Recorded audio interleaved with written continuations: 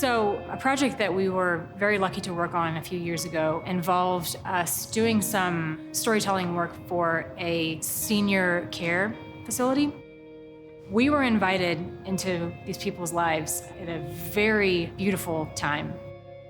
We got to sit down with some of these individuals who are in the last chapter of their lives, who are obviously appreciative of us sitting down and talking to them and listening to their story, but who are just so reflective and nostalgic.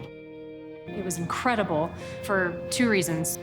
We kind of showed ourselves the gift of capturing someone's story on camera.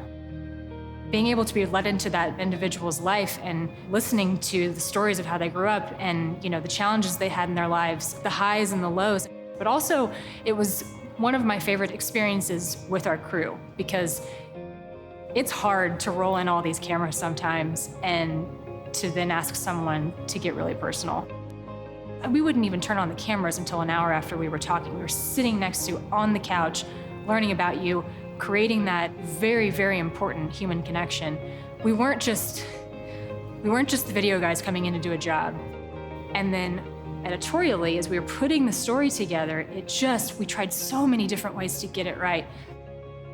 I watched Joe through that experience, having personally experienced the capturing of their stories and saying, I have to be able to see this project through. I have to be able to work on this edit.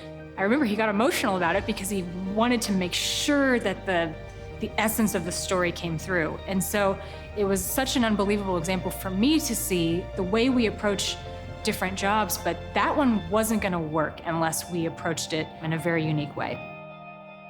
I think for a lot of us that do the work we do, we're feelers. We tend to lean toward the feeler side of the spectrum. And I think that's important when we're telling stories, is to be able to insert ourselves into the position of the person that you're documenting is feeling. But then being able to interpret it through the tools we have. I think walking in someone else's shoes is pretty important. However, if you are a good storyteller, you can put yourself in their shoes relatively quickly. If you're a good storyteller, you can hear that hook in someone's story, or you can find that point and have them elaborate on it.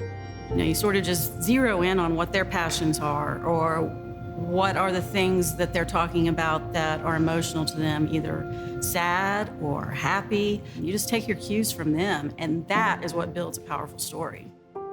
In the end, all good stories will have some sort of structure. So as storytellers, I think certainly my role in the storytelling to a great extent is ensuring that it has a structure that is going to move somebody. It's going to have an effect on someone, that it doesn't just, this story isn't just wallpaper. I'm not particularly interested in it because I got drawn into it. I was carried along by it. It hit me with its point. Hopefully it surprised me a little.